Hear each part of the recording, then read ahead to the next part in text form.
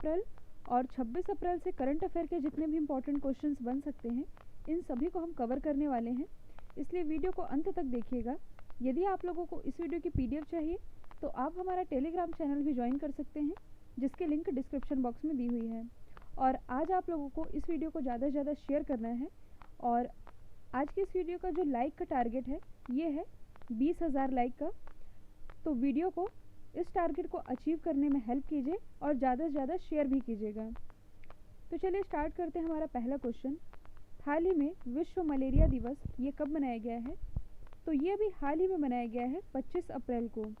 और ये दिवस क्यों मनाया जाता है? तो मलेरिया के खिलाफ लड़ाई लड़ने के लिए लोगों में जागरूकता यानी कि अवेयरनेस फैलाने के उद्देश्य से ये दिवस मनाया जाता है 25 अप्रैल को। और इस बार जो वर्ल्ड मलेरिया डे मनाया गया है इसकी थीम क्या रही है? तो इस बार की थीम थी स्टार्ट्स विथ मी। तो थीम भी आप याद रखेंगे। और ये जो डे है वर्ल्ड मलेरिया डे ये पहली बार मनाया गया था 2008 में। किसके द्वारा मनाया जाता है? WHO के द्वारा।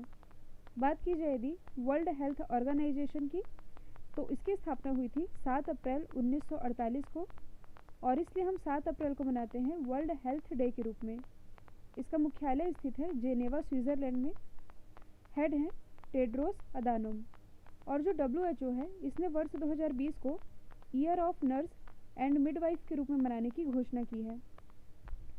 मलेरिया से रिलेटेड एक फैक्ट आप याद रखेंगे। जो मलेरिया है ये प्लाज्मोडियम परजीवी के कारण होता है और मादा एनोफिलीज मच्छर के काटने से मलेरिया बीमारी होती है। यदि हम अदर ऑप्शन को डिस्कस करें तो 19 अप्रैल को मनाया गया है वर्ल्ड लीवर डे। 22 अप्रैल को मनाया गया है वर्ल्ड अर्थ डे यानी कि विश्व पृथ्वी दिवस, जिसकी थीम रही है क्लाइमेट एक्शन। इसके बाद 24 अप्रैल को मनाया गया है पंचायती राज दिवस। नेक्स्ट क्वेश्चन है किस संगठन ने फाइलों के संचालन के लिए ई कार्यालय एप्लीकेशन लॉन्च किया है? तो ये एप्लीकेशन लॉन्च किया गया है CISF के द्वारा। और CISF ने ई कार्यालय नाम का एक ई ऑफिस एप्लीकेशन लॉन्च किया है। और इस एप्लीकेशन के माध्यम से जो CISF है, CISF की फाइलें और जो भी डॉक्यूमेंट्स है उन्हें एक स्थान से दूसरे स्थान तक ट्रांसफ़र किया जा सकेगा ताकि कोरोना का खतरा ना हो। इसी के लिए यह जो एप्लीकेशन है लॉन्च किया है CISF ने। बात की जाए यदि CISF की यानी कि सेंट्रल इंडस्ट्रियल सिक्योरिटी फोर्स, इसकी स्थापना हुई थी 10 मार्च 1969 में। हेडक्वार्टर स्थित है नई दिल्ली में और प्रेजेंट टाइम में इसके महानिदेशक हैं राजेश रंजन। नेक्स्ट क्वेश्चन है हाल ही में नासा ने कोविड-19 से निपटने के लिए एक हाई प्रेशर वेंटिलेटर लॉन्च किया है, इसका नाम क्या है? तो देखिए अभी हाल ही में नासा ने एक वेंटिलेटर लॉन्च किया है, इसका नाम है वाइटल। और यहाँ पर वाइटल की फुल फॉर्म है ventilator intervention technology accessible local. ये एक हाई प्रेशर वेंटिलेटर है जो कि कम लक्षणों वाले मरीजों का इलाज करने के लिए डिज़ाइन किया गया है। कम लक्षण वाले मरीज़ यानी कि ऐसे पेशेंट जिसमें कोविड-19 का प्रभाव कम दिख रहा है उन्हीं के इलाज के लिए इस वेंटिलेटर को डिज़ाइन किया गया है। क्योंकि आप सभी जानते हैं जिस प्रकार से अमेरिका ही नहीं पूरे विश्व में कोविड-19 के केस बढ़ते जा रहे हैं तो स्वाभाविक है वेंटिलेटर की आपूर्ति नहीं हो पा रही है, जो कि एक गंभीर समस्या है। तो देखिए जो पेशेंट गंभीर रूप से पीड़ित हैं कोविड-19 से उनके लिए ज़रूरी वेंटिलेटर तो है ही, लेकिन कम गंभीर पेशेंट के लिए इस वेंटिलेटर को लॉन्च किया गया है जिसका नाम है वाइटल। नेक्स्ट क्वेश्चन है हाल ही में ऑस्ट्रेलिया के पूर्व ऑलराउंडर का निधन हुआ है, इनका नाम क्या था? तो इनका नाम था ग्रीम वॉटसन और इन्हीं का भी हाल ही में निधन हुआ है। ये बिलोंग करते थे ऑस्ट्रेलिया से। बात की जाए यदि ऑस्ट्रेलिया की तो यहाँ की कैपिटल है कैनबरा, करेंसी है डॉलर, प्राइम मिनिस्टर है स्कॉट मॉरिसन। और इसी ऑस्ट्रेलिया में भारतीय मूल के वैज्ञानिक हैं जिनका नाम है SS वासन। तो SS वासन की अगुवाई में ऑस्ट्रेलिया में कोविड-19 के लिए एक वैक्सीन तैयार की जा रही है। और यदि हम अदर ऑप्शन को डिस्कस करें तो कुछ समय पहले ही लाइसेनिया करसे की भी डेथ हुई है। और ये कौन थे? तो ये थे फिजी के पूर्व प्राइम मिनिस्टर रुद्र तेज सिंह। ये थे BMW के अध्यक्ष और CEO। इनका भी अभी हाल ही में निधन हुआ है। जबकि जो जीन डिच तो ये जाने माने एनिमेटर थे और फिल्म डायरेक्टर थे जिन्हें ऑस्कर अवार्ड से भी सम्मानित किया जा चुका था। इनका भी कुछ समय पहले ही निधन हुआ है।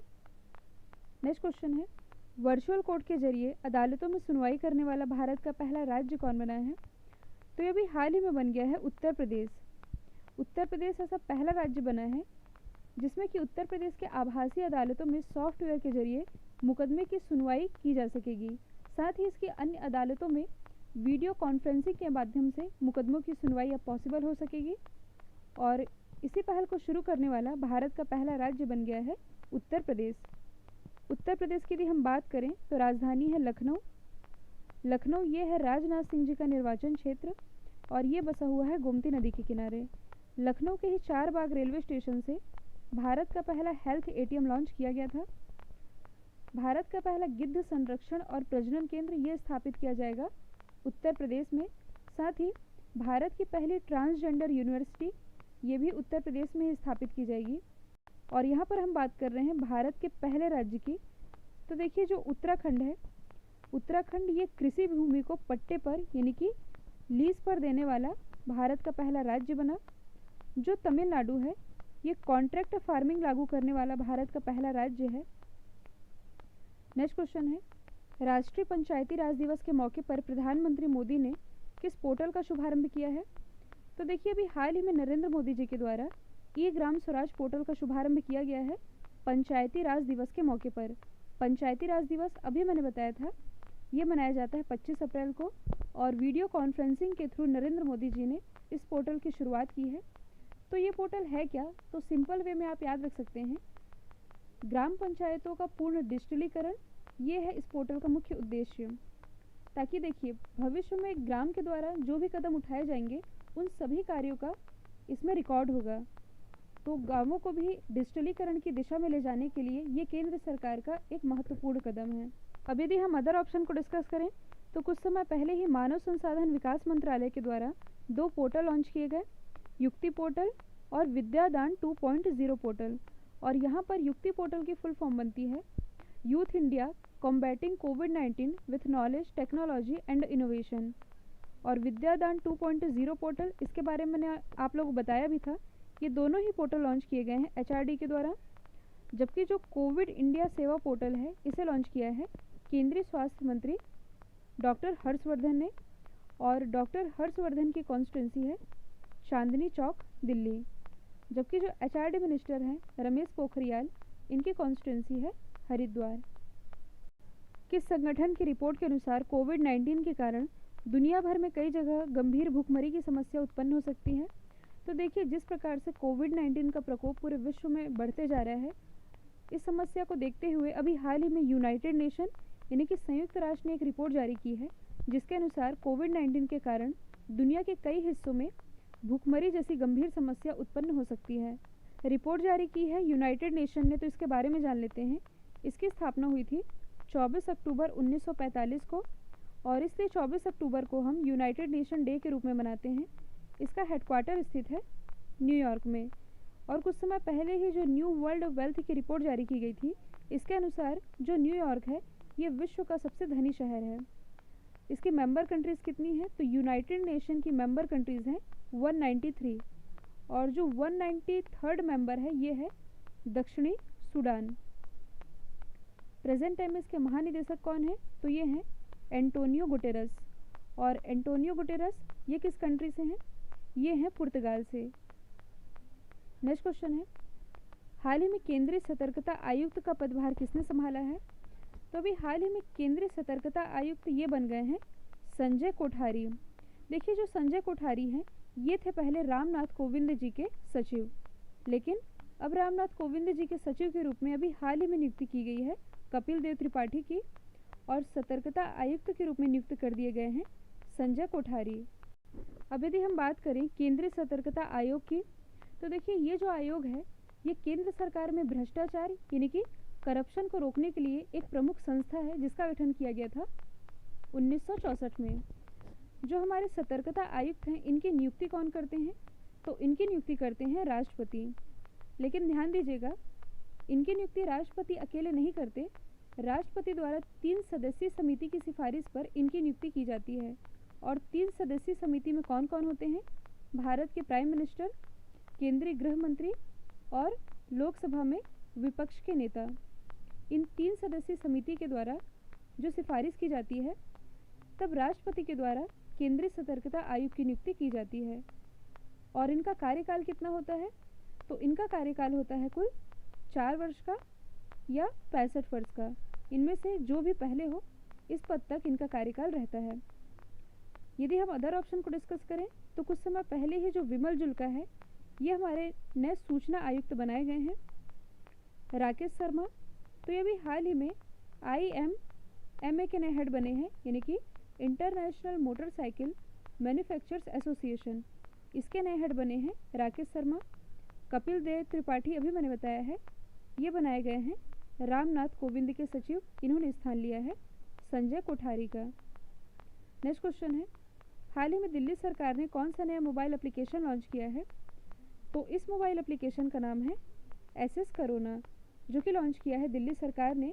इस एप्लीकेशन के बारे में आप लोग बता दूं, दिल्ली सरकार ने सभी अधिकारियों को कोविड-19 हॉटस्पॉट इलाकों में, यानी कि ऐसे इलाके जहां पर कोविड-19 का सबसे ज़्यादा प्रकोप है, तो इन हॉटस्पॉट इलाकों में जाकर के घर घर सर्वे करने के उद्देश्य से इस एप्लीकेशन को लॉन्च किया है।